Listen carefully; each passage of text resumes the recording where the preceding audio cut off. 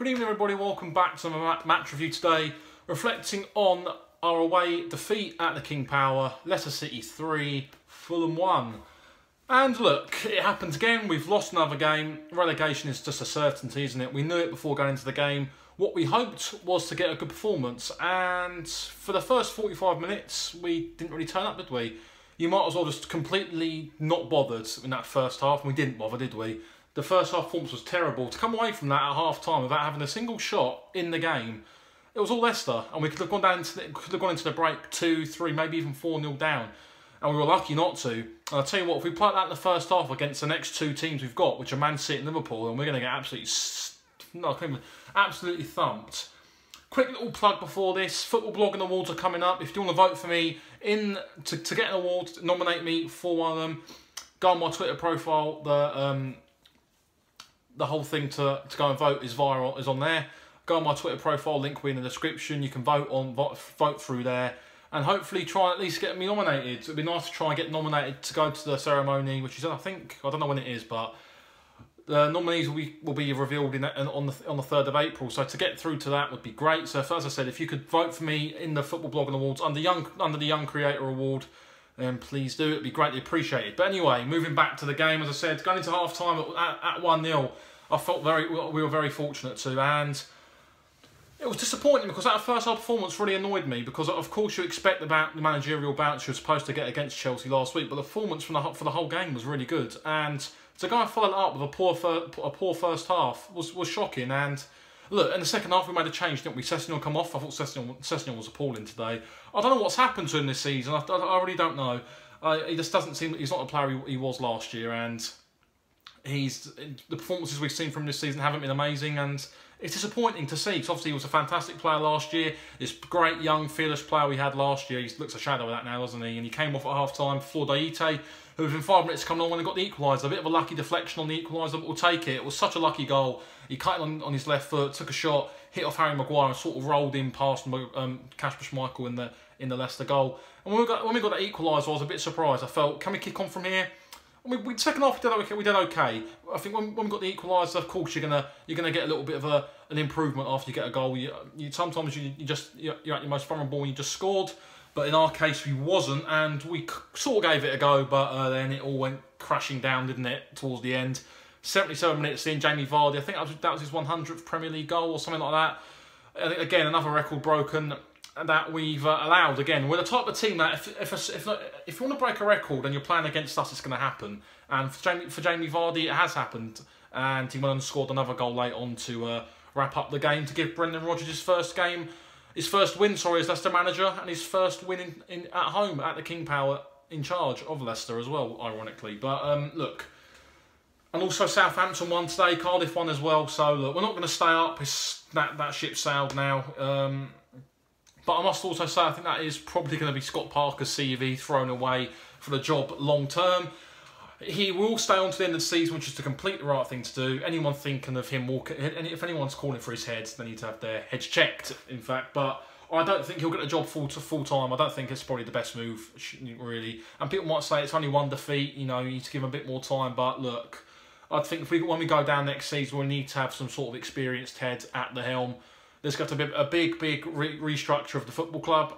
Certain things are going to have to change, and it's not going to happen overnight. I get that. We're not going to probably come up straight away, as I said many times before. It's going to take maybe 2 to 3 years if we're lucky at best, even maybe slightly longer. But we'll just have to buckle ourselves up and go through it. It's going to be a tough period next year. The Championship's a dog-eat-dog league, and it's horrible to be in, but we're going to be in it for the prime reason that we've not been good enough this season.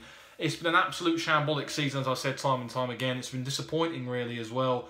And to be fair, look at the starting 11. You look at the back four. That back four, I'd say apart from Nordveit, who can play at this level, in my opinion, that back four, it's a Championship standard defence. And when you're playing with a Championship standard defence, you are going to concede goals no matter who you play against. Whether you're playing against Premier League opposition, whether you're playing against the strikers on a 10-game goal drought, you're going to concede goals and you're going to be susceptible to chances against you.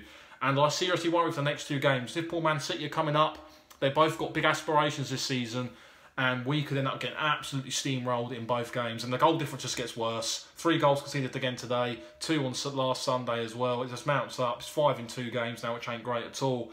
And If we can keep both Man City and Liverpool scorelines to a respectable score like we did in the reverse fixtures, 3-0 at the Etihad, 2-0 at Anfield, then great. But don't hold your breath. We ain't going to beat them. Of course we're not. Man City and Liverpool probably steamroll us. Our defence cannot cope against Mo Salah, Sadio Mane, Roberto Firmino, and even the fantastic array of talent they've got in the midfield as well. We're going to get absolutely steamrolled. And to think we're going to even have a sniff against Virgil van Dijk next week, we're not, are we? But look, we can just enjoy it now. We're going to go down. We played average again today. It wasn't a great performance. And it's disappointing because, as I said, I was really optimistic off the back of that defeat that last week that we could at least go down with some sort of optimism and go down with some sort of fight. And we didn't show that enough today.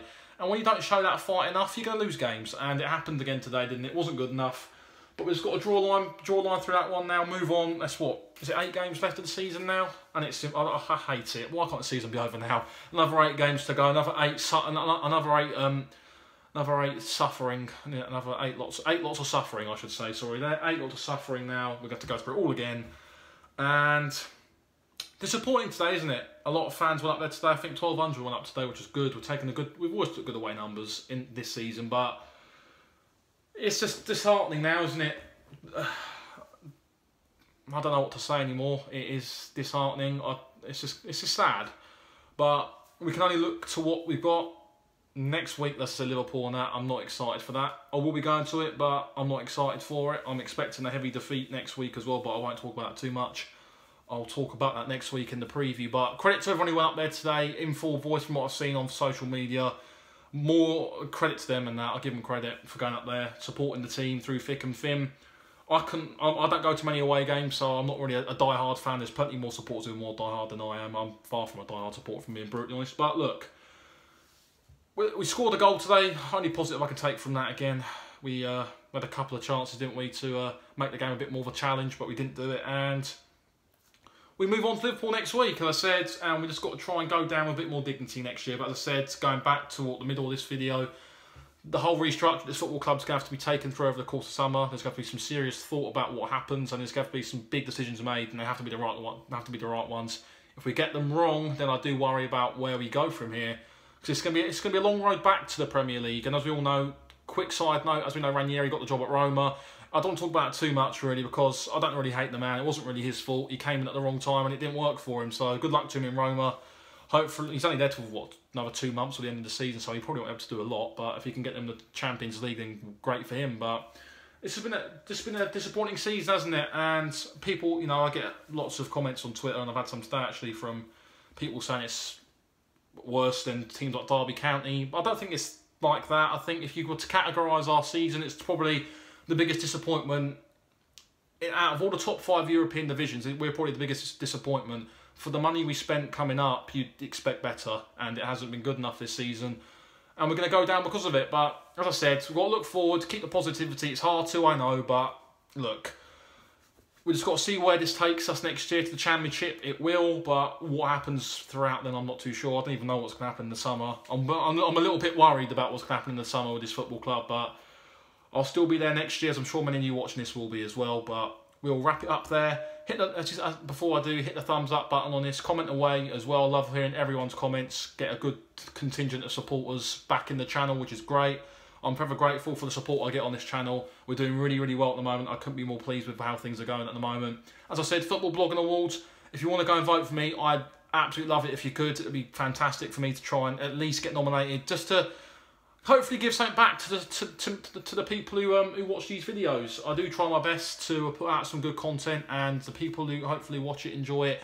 Go on my Twitter profile, link in the description. You can find a way to vote for me in the Football Blogging Awards. As I said earlier on, do that. Comment away, like, subscribe as well. That'd be brilliant. I don't know why I keep doing this for. I'm batting the potato or something, but it seems good enough anyway. So as I said, guys, do all the good stuff, as I said. And we will see you all towards the end of the week, building up to our expected thumping at Liverpool. Take care, guys. See you soon.